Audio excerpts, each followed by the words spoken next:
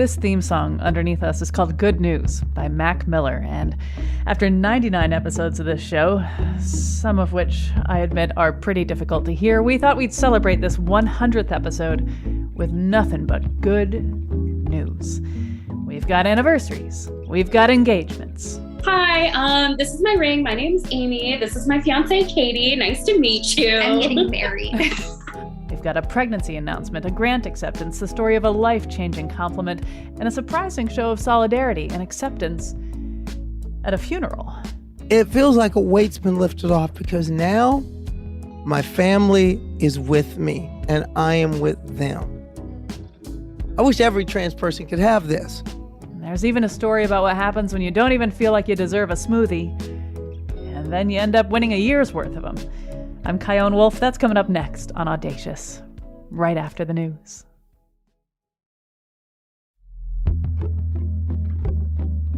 From Connecticut Public Radio in Hartford, this is Audacious. I'm Kyone Wolf, and this is our 100th episode. To celebrate, we've got listener stories full of good news for you. You'll hear about an engagement and an anniversary. You'll hear about a surprising experience of acceptance at a funeral. And one man decides to announce on this here radio show that he is about to become a father. You'll also find out what it's like getting a grant for research whose discoveries may drastically extend the health of humanity. What's it like when things feel pretty bleak and then you win a year's worth of smoothies?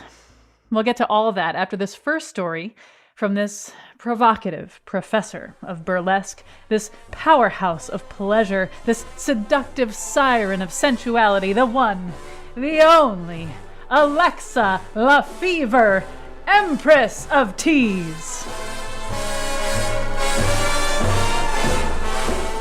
I caught her in between some burlesque classes that she puts on in the Hartford area to ask her about her recent good news. So my good news, and I'm glad I'm having this moment because I glossed over it. But someone that has taken my class before, they sent me a note. I'm so bad at social media. This thing sat there for weeks and I didn't know because I don't check anything. Said, "You're my hero." No one's ever said that to me before. To have someone see that and recognize it in that way is just wonderful. And I'm glad that this opportunity came up because I just would have went, okay, on to the next, dear God, don't let it be a failure moment, as opposed to, no, sit with this, you weirdo, and enjoy the fact that people see you. When you got that note and it hit you the way it did, what effect, if any, do you think it would have on the way that you make sure that you express your gratitude or love for somebody else in the future? When I was a very awkward, strange teenager, and just growing up in general, I always wished that there was like that one person, you meet people and like, you're like, oh my God, that's who I want to be. I always wish that I had someone like that to emulate. Someone who was just nice to me. And I told myself, I'm never going to be the person who isn't sincerely kind to people, because what does it cost me? What does it cost me? And because I'm so self-serving, there's a level of love that I realize that I can't necessarily give to myself, but I want to still give it out. So what do? All the love that I can't always give to myself, I give to other people. My life is about finding the beauty in other people. It's about accepting people as they are. It's giving people what I wish I had more of.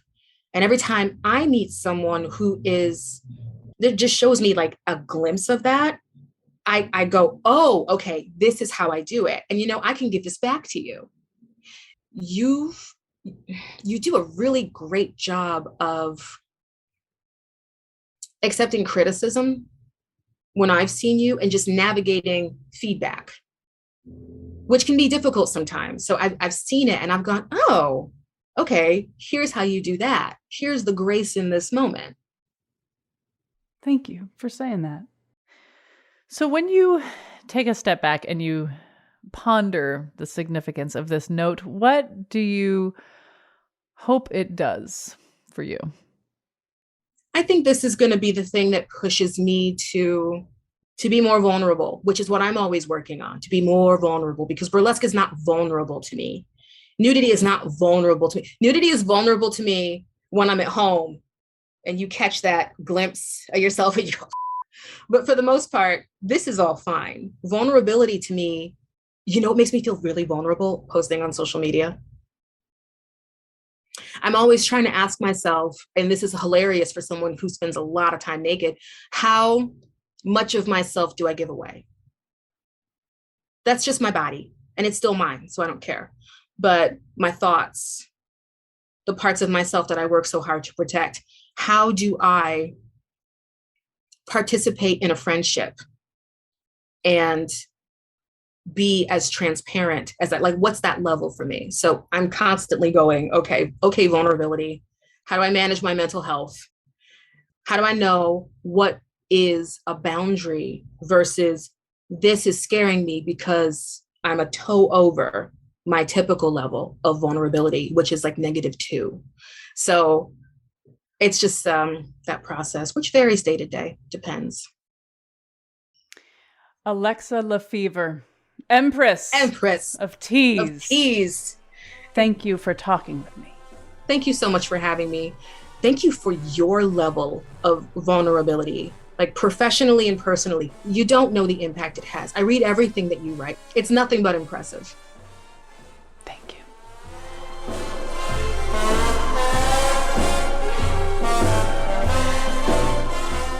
Recently, my cousin, Coleman Gladys, visited a tropical smoothie cafe near his home in Malvern, Pennsylvania.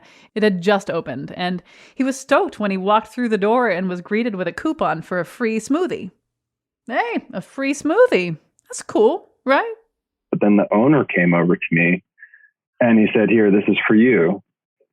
You're one of the first 50 customers, and this is good for one free smoothie every week for 1 year. And I was like, dumbfounded. And then I was just immediately joyful and very grateful. Who can afford smoothies these days with inflation? So for some people, this may not be that big of a deal, but for others, yeah. What do you make of all this? I've been going through a rough period. I guess everybody has, but I've also been going through a pretty rough time. And I feel like I just didn't have much to look forward to. And this felt like, for whatever reason, even though I had nothing to do with it, a really solid win on the day. Turned my day around. It was something that I could smile about.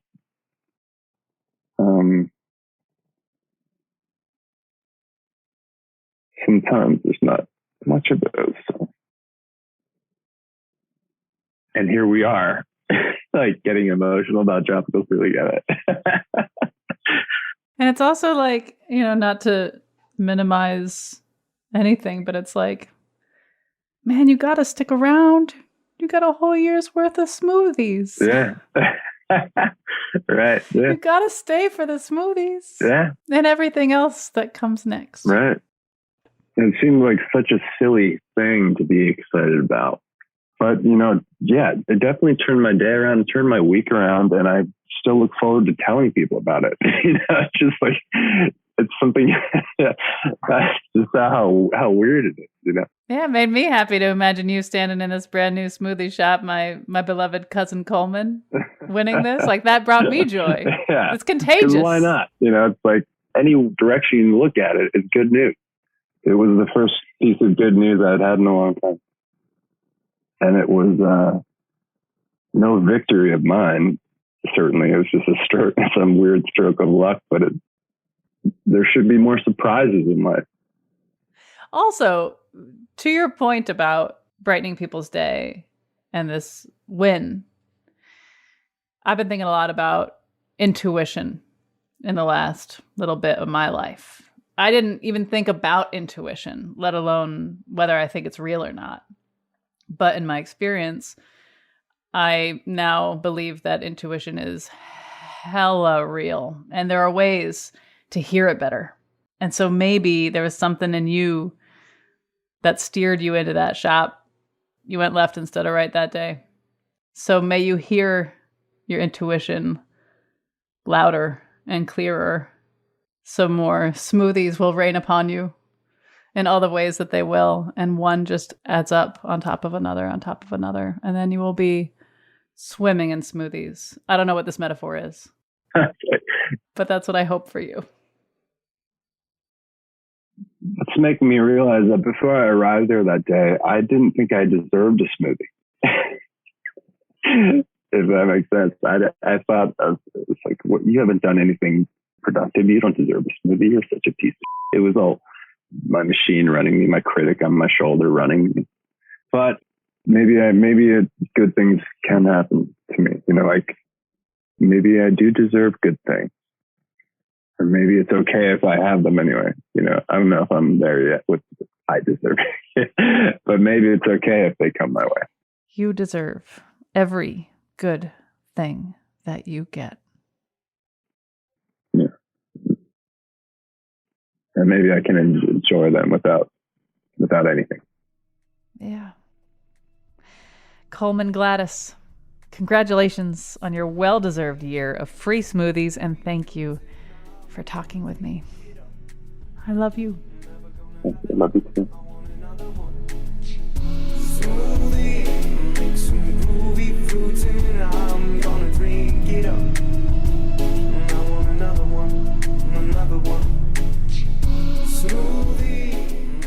Dr. Brenton Gravely is a professor and chair of genetics and genome sciences at the University of Connecticut Health Center. He runs the aptly named Gravely Lab, which studies RNA. I talked with him recently on Zoom about some very good news he got. So I posted about this, and your beautiful wife wrote, Brenton Gravely got a $5.6 million grant today to study all of the RNA binding proteins. First of all, congratulations. Thank you very much. Second of all, what the hell is she talking about? That's a valid question. Yeah, so this is a grant. It's kind of a continuation of a project we started many years ago. And the goal of that project was called the ENCODE project, which stands for the Encyclopedia of DNA Elements. But my lab has always been interested in RNA, which has gotten famous lately due to coronavirus, which is an RNA virus, and the vaccine, which is an RNA vaccine. So my lab's always studied RNA. And it turns out that the human genome has about 2,000 genes that make proteins. And what those proteins do is they bind to RNA and they do various things to it, like take it to different places in the cell or cause it to be cut up or protect it so it's not degraded. And so the goal of this particular project is to study every RNA binding protein that humans make, figure out which RNAs they bind to and what they do when they bind to those RNAs. What's the objective in the real life sense, in the tangible sense? Well, the real life sense is it's really to figure out, if we want to cure diseases, we have to understand how our cells and bodies work. So if a person goes to a doctor and has a genetic mutation, you can figure out what that mutation is, but you don't necessarily know why that mutation is causing that disease until you figure out how everything works. So this is sort of one small part of figuring out how everything in our genome and everything in our body works. So what's $5.6 million going to get you? To me, $5.6 million sounds like a lot of freaking money, but is it a lot of freaking money for you? I mean, it's a lot of money. It's more money than most grants that most people get, but it's largely due to the nature of what we're actually trying to do. A lot of it goes to paying the salaries of the people that actually do the work. But the experiments that we're doing are pretty expensive. It's a few $1,000s for every experiment. We're doing thousands of them. So it adds up pretty quickly. So it's a lot of money, but it's actually fairly easy to spend it all. But it's really good for the economy because they're relatively high paying jobs. These people pay their rents and mortgages in town. They go out to restaurants. And so it all trickles down locally as well. If you were to get the grant of a lifetime, the one grant that would rule them all, how much would that grant be for, and what would it enable you to do? Ooh, that's a good question. There are 2,000 RNA binding proteins, and we've studied about 600 or 700 of them so far. So the goal is to finish doing all of them. So I would say so far, including this grant, it's been about maybe close to $25 million. Cumulatively, yes, over 14 years. So I would say for maybe twice that, we could probably completely finish everything. Unfortunately, we can't get all of that money all at once. That just, then there's no money to go around to everybody else. Hey, listen, I work in public radio. We have ways of making these things happen. So let me see what I could do. Okay. Yeah. I mean, you could do a call drive, I think. Oh, definitely. Yeah. Pledge drive. Yeah. I'm sure that would easily get another $5 million overnight. Oh, yeah. Especially if it aired during Audacious. And think of all the mugs and tote bags you would get too. You would get the first mug and tote bag pair. Oh, Brenton Gravely. That would be awesome. Well, Dr. Brenton Gravely, thank you very much for all that you do. Congratulations on your grant, and thank you for talking with me. Thank you very much, Kion. My pleasure. When we get back, more good news on this, our 100th episode. I'm Kion Wolf. This is Audacious. Stay with me.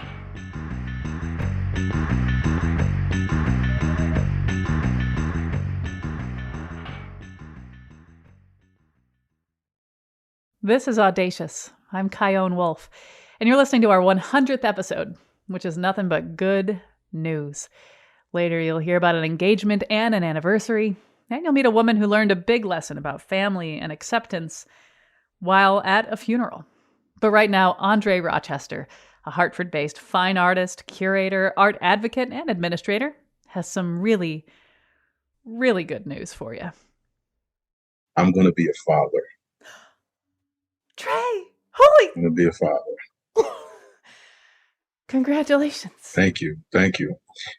So we've been holding on to this news for a little while. And I figured, what better way to share some positivity than to publicly announce it here. Yeah, that's going to be one lucky kid. Yeah. So they're going to have a world of aunties and uncles, and it's going to be a lot of people supporting this kid. The village is big. So how are you feeling about all this? I'm super excited. So fatherhood is one of the most important things in life for me. I actually didn't have a great childhood growing up. And, I went through a lot, and dealing with, actually my mother was sick. She had multiple sclerosis, and kind of watching her body basically break down over 6 years until she had passed away, between when I was 10 years old to when I was 16. I had to endure seeing that, but I also had to deal with being the punching bag. I was the target of her frustration because I'm the youngest.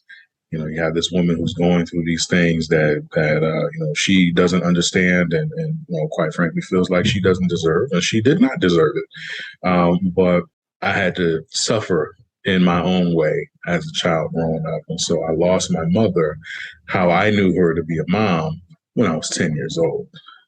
I had to deal with absence of family and stuff like that. So I spent a lot of time being by myself. And so the reason why fatherhood is important for me is because I want to give a child the love that I feel like I missed. And that is extremely important. That is like, aside from being a successful artist and all of that and helping people through that, fatherhood is up there at the top. So I'm happy to have a child. We planned this baby. We did all the things that we're supposed to do to bring a child into the world, and we've been trying for over a year. And so I'm just excited that this is happening, especially now, because we have a child that we're bringing into this world who's going to see two parents who are living life on their own terms. And it's going to show them something that's a little different than what a lot of kids get to see. being an artist and my wife being an entrepreneur. She owns a spa, and both of us kind of on those journeys together. And they're going to get a different perspective of the world around them. When you told me this good news, my heart leapt into my chest. And has there been somebody you've told the news to and you got a reaction that was particularly memorable? My father. So we told my dad, and he got emotional like instantly. So we created this card, and I told him now I wanted to stop by because we had a little something to bring to him or whatever. And we had printed out a card and put the first ultrasound in the card. And so we walk in, I pass him the card. We're getting it on video. And my wife is she's acting like she's going through a phone over, but she's recording the whole time. And so he's opening up. He's like, "What's this? I mean, it's not Father's Day. It's not my birthday. What's going on?" I said, "It's a gift. It's a gift. You got to open it up to see." He opened it up, saw the ultrasound, immediately jumped up, walked away. It was priceless. It was a priceless moment seeing how happy he was. And just hearing how excited he still is right now. He's on cloud 9 to find out that he's going to have a grandchild. Yeah, my father's reaction took the cake. Dre Rochester, congratulations and thank you for telling me. Thank you so much. Since I spoke with Dre, it is now officially announced that baby Dre Jr. is due in February of 2023. And in addition to this great piece of news for Dre Sr., the Hartford-based arts nonprofit Our Piece of the Pie just named him as a 2022 Champions of Youth Alumnus honoree for his outstanding work mentoring the children they serve. Congratulations, Dre.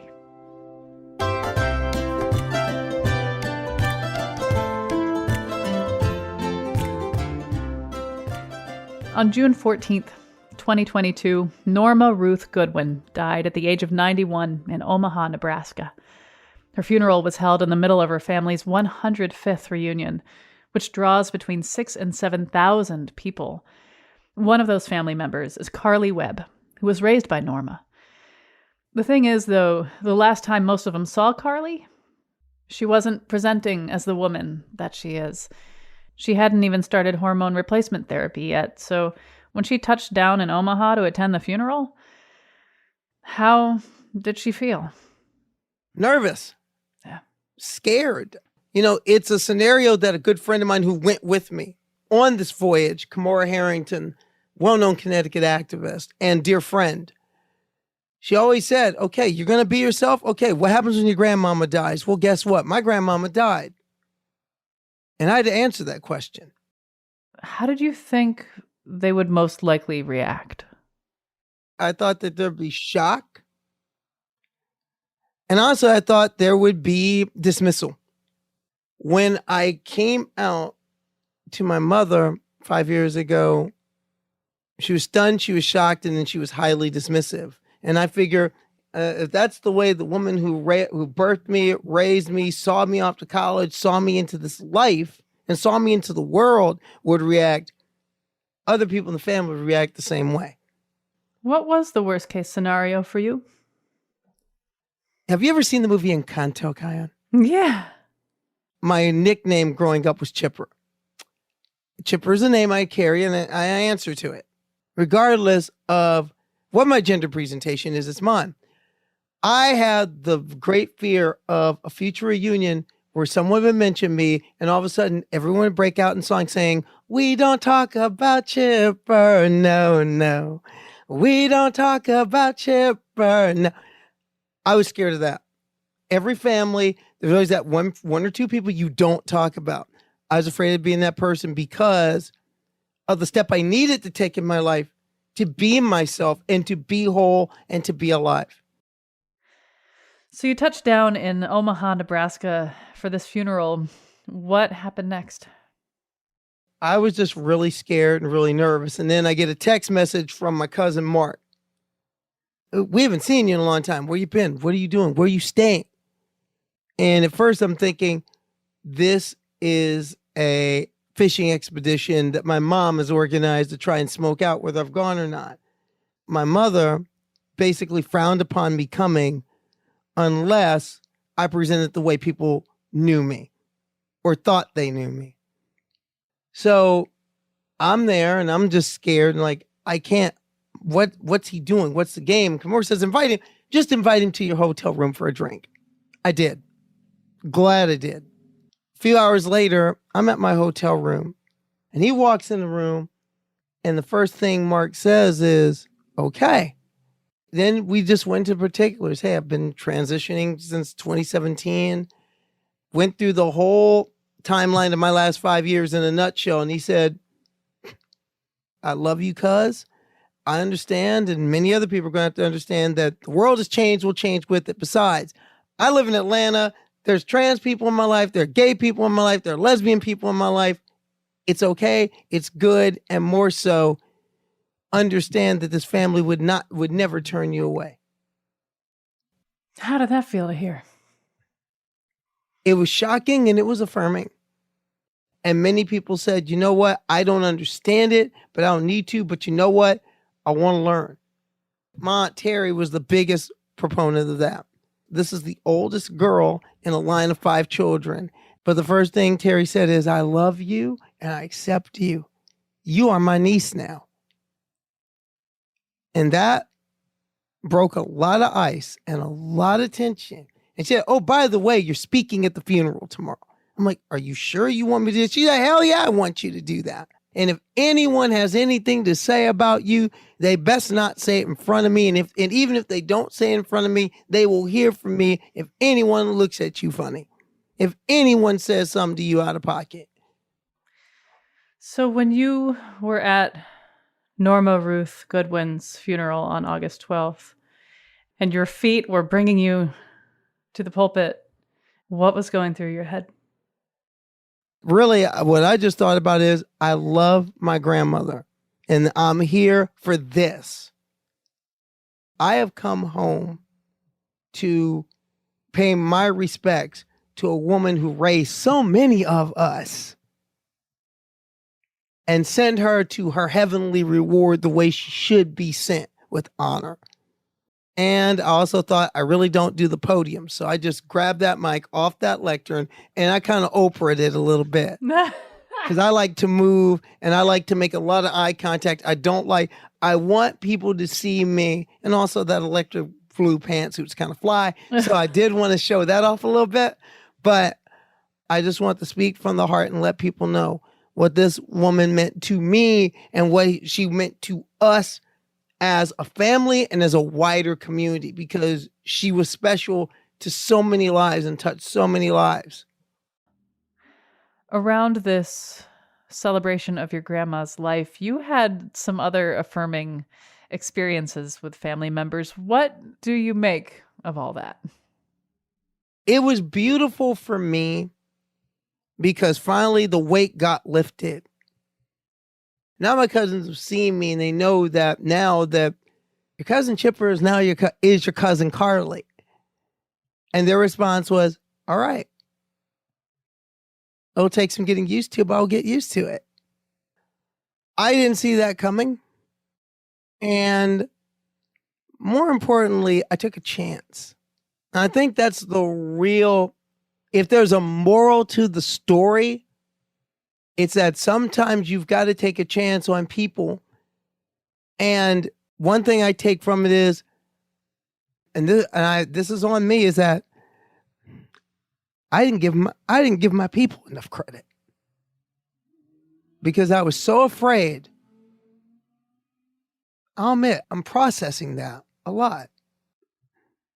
I had a relative who's 70 years old. And this is a person who literally held me in the palm of his hand when I was 2 weeks old.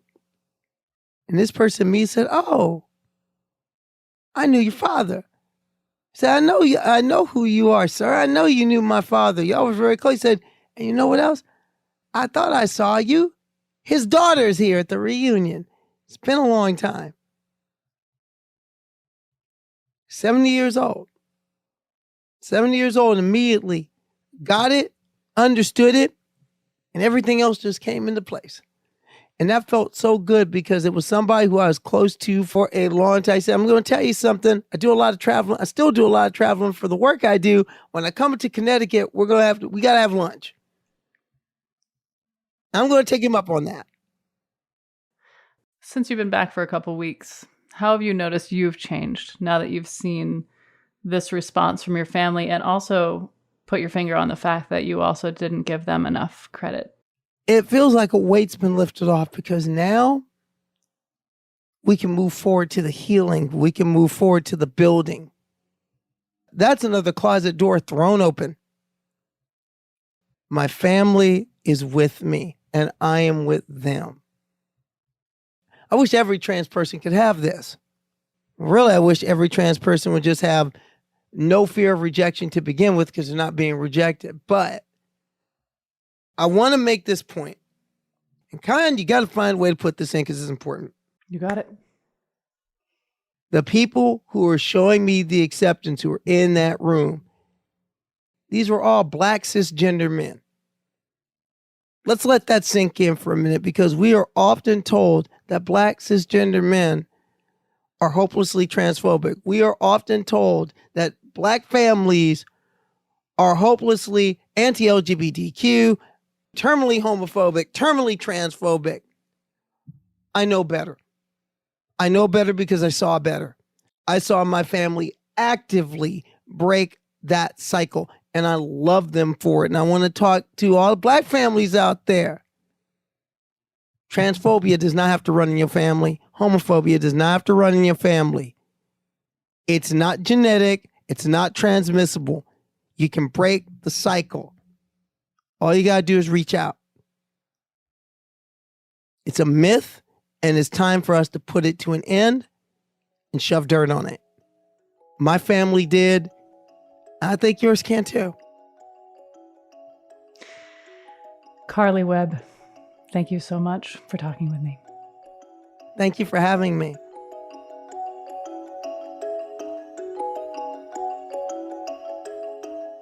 After the break, 2 love stories full of good news. I'm Kyone Wolf. This is Audacious. Be right back.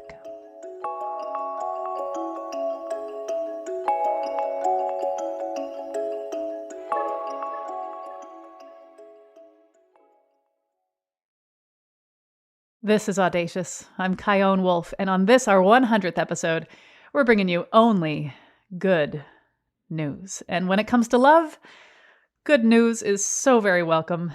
20 years ago, when Amy Radzvilowicz saw Katie Blanchard at a party, this is what she thought. That's the one. That is the one for me. I don't know who she is. I'm going to find out, and that's it. End story. Now, after 15 years of dating, they're officially completely and totally engaged. And I say it that way because, well, when 2 women love each other very much and want to get married, how does proposing work? What makes sense to me is that there should be a proposal and then a counter proposal. And so I was like, you propose to me and then we'll go from there. Mm-hmm. Yeah. We were dating 13 years before I proposed. Yeah. Yeah. 13 years she stuck with it. Bless you. But yeah, during the pandemic, we went up to Buffalo to visit a jewelry designer, Alexis Russell, that we really like. And I'm just getting straight gemstoned entirely the whole time, checking out all of these stones, looking at them, being amazed by all of their sparkle, the whole thing. And quietly in the corner, Amy sees a ring, puts it on her finger, and is like, yeah, this is the one that I want. Just when you know, you know. Yeah. So shortly after that, I went ahead and ordered it using the economic stimulus. Thanks, Ryan. So I ordered that, and we travel constantly. How you keep Sagittarius engaged is lots of travel. So everywhere we travel, we collect like little rocks or moss or seashells sticks. Or just sticks. You know, like a small thing. child when I come home, just full of pockets of sticks and rocks, leaves, bugs. Yes. And also loves mushrooms. She's a mushroom forager, budding mycologist, whole thing. So I had this jar that looks like a mushroom, and I turned it into a terrarium and filled it with all of the items that we have collected in our journeys, topped it off with moss and a little blue jay feather, and asked our friend Jackie to go on a walk with Amy at our favorite park, the Arboretum in New London, and to meet us on the Wildflower Bridge. And knowing Amy, she takes a specific route around the Arboretum every single time. There's no deviation. So she did that. And I set Jackie up with a video of Amy's route, so she knew exactly what was planned, and a map for where I would be. So I'm standing on this bridge. I'm waiting for her to come along, and I hear the bugs buzzing. A little hummingbird, swear to God, comes right next to my face, chills with me for a second, almost for a moment of encouragement. And then I hear Amy coming and talking about something to do with work or something like that. And she emerges through these bushes and steps foot onto the bridge, sees me, stops dead in her tracks, and goes, "What are you doing here?" Something truly magical happened that day where I proposed to her, and my whole speech was about how she's the most persnickety person I know, who won't settle for anything that's not perfectly perfect and just perfect for her, and how she was my perfectly perfect. And it was a really cute thing. But yeah, once I proposed, and the second she got that ring on her hand, this Superpower. she gained superpowers. It's incredible. Your confidence has just skyrocketed from that moment. And she went from someone who hangs out kind of in the background and lets me take the lead, to someone who, when she walks into a room, she introduces people to her ring first, and then her, and then me. Like, "Hi, this is my ring. My name's Amy. This is my fiance, Katie. Nice to meet you. I'm getting married."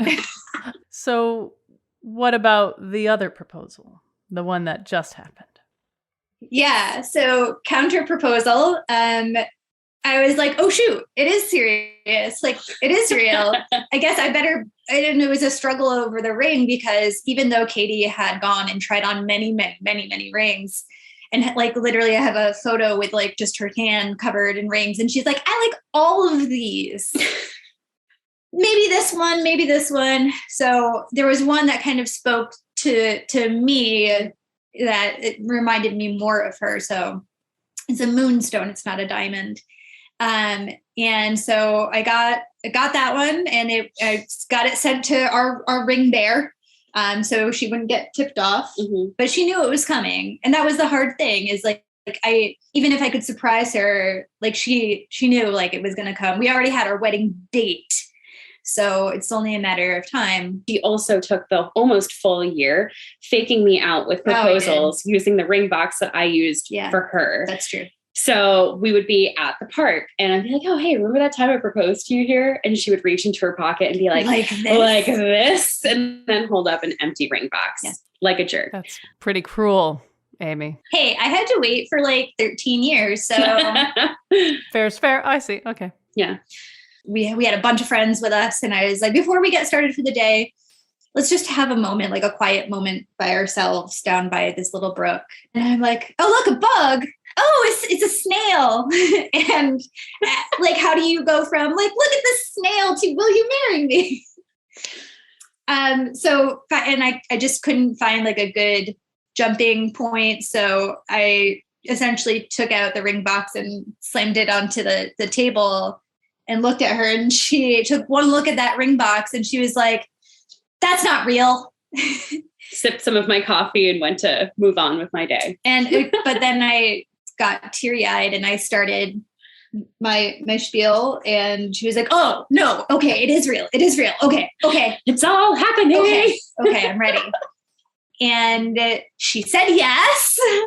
And then she was like, "I'm glad that you did this, kind of quietly. It's nice to have like just a moment for us." And like, she was like, "I know that you were so excited to tell everybody, and like, we'll tell our friends, but like, not ready to like share it with the world." And I'm like, totally, I get that. And I'm panicking on the inside, because in New London, there's the Gard Arts Center, and they have this beautiful marquee that I had rented out to announce our engagement. And she works right across the street from it. And so, but there's no stopping it. So it's already in motion. It's already in motion. But thankfully, after our little vacation and we came back to reality, and thankfully it was a pleasant surprise, because I woke up the morning that it was supposed to go up, and I was like, she's going to see it on her way in. And she didn't say anything. 10 o'clock goes by, 11 o'clock goes by, noon goes by. I'm stressing, like I got to go to work. And so finally she calls, I think it was around 1. And I was so nervous that she was going to be upset, or like it was too big of a move. But thankfully no, it was awesome. She knows me better than I know myself. Who knew putting my name in lights was just the way to get me sobbing on the street in New London, staring at our marquee. Yeah. And I visited it every morning before work, every morning after, or every evening after. How long was it up? It was up for 3 days. Yeah. Not long enough. It was. We had our friend take engagement pictures underneath it that are so cute. We'll send you a few. Thank you. Yes, I do. Yeah. And as we were taking pictures, we had people come up and honk and shout and wave at us and say congratulations, and just feeling that warmth and that acceptance from total strangers, and seeing my name in lights at a place that means so much to us, the Gard Arts, in a town that holds my heart. I didn't cry when you first proposed to me, but I sobbed when I saw that marquee. Every time I saw that marquee, I sobbed. It was just, thank you for knowing me. Yeah. So much more than I know myself, always. Well, Amy Radzvilowicz and Katie Blanchard, congratulations, and thank you so much for talking with me. Oh, thank you. Nice talking to you. Bye. We're going out of this segment with one of their songs, Nothing Can Change This Love, by Sam Cooke. When you got back, I just say welcome home, 'cause honey, nothing can ever change this love I have for you. No. Way back in the day, Nina and Nicole Jackman met at a bar through mutual friends, and now, 10 years later, they got rings on their fingers, and they are raising 2 kids in central Connecticut. I asked them, as they celebrated this milestone, what does 10 years mean to them? Hitting 10 years is a big deal, not just as a couple, but as a queer couple. I grew up kind of thinking that this was never going to be a reality for me, right? Like, I had failed relationships. I am never going to find the right person. I'm not going to be able to have a family. All of that. And then meeting Nicole changed all of that. And so to me, it's a huge milestone to say we've been together for 10 years, because not a lot of couples can say that. And it doesn't feel like 10. Yeah. It totally still feels new all the time, which is awesome and exciting. And I would say, I feel like it's just the beginning of things, and we're getting started, and it's a different chapter, but still exciting in its own special way. So I feel like we've hit this milestone. We're still at the beginning, but I can't wait to see the rest of the ride. We'll have teenagers in the next decade. Exactly. Looking 10 years ahead. Which is kind of crazy. Wild. Yeah. I'd like to go back, Nina, to what you were talking about, how you felt like this would not be an option for you. I shared that sentiment growing up as a gay kid, just thinking I was the only one in the world. And what are the odds that someone would love me back or love me the way I wanted to be loved? And I think about, the fact that you are a queer Black couple in the United States too. And I know that your parents at a time had a really hard time accepting you. So I'd like to hear your thoughts on all that.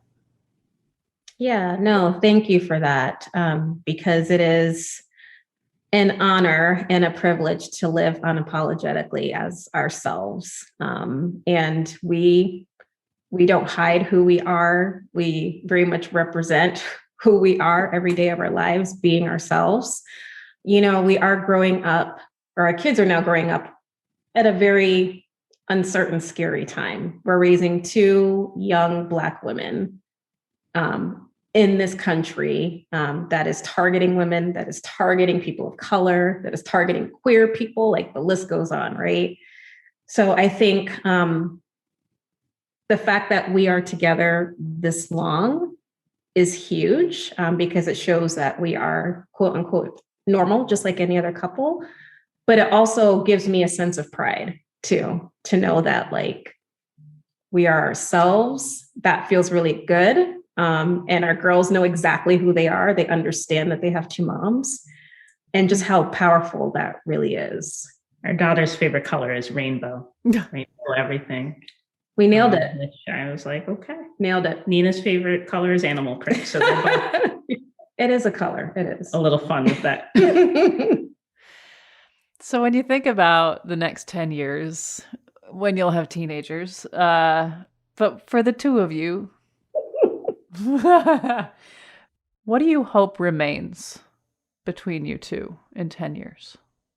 I hope that, the fire burns even brighter. Like I know it'll be different, but Nina's shown me a whole new capacity to love, both by helping create this family and by being her. So I want that to keep getting brighter. I want us to keep evolving into our best, healthiest, most, satisfied with ourselves, individuals and as a couple. Mm-hmm. But I just want us to grow together and just keep communicating. That's always been like a thing that has, I won't say it's been easy, but it's kind of been easy, which makes everything doable or tolerable or achievable or surmountable. And we can talk about anything or talk through anything.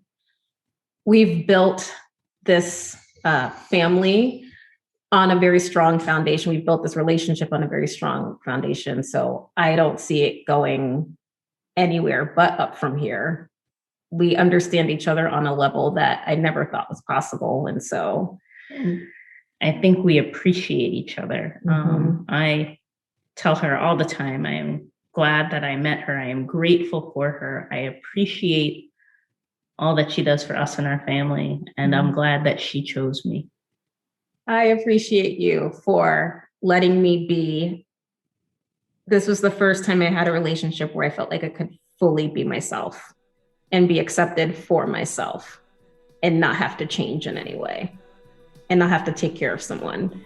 It's finally, I've met someone who is my equal, and that feels amazing. You've met your match. That's it. Well, Nina and Nicole Jackman, congratulations on 10 years. Thank you for telling me your story. Thank you. Thank you. Mwah. We adore you. We're going out with Nina and Nicole's song, the one they danced down the aisle to, Lovely Day by Bill Withers. Audacious is always lovingly produced by me, Jessica Severin DeMartinez, and Katie Tolarski at Connecticut Public Radio in Hartford.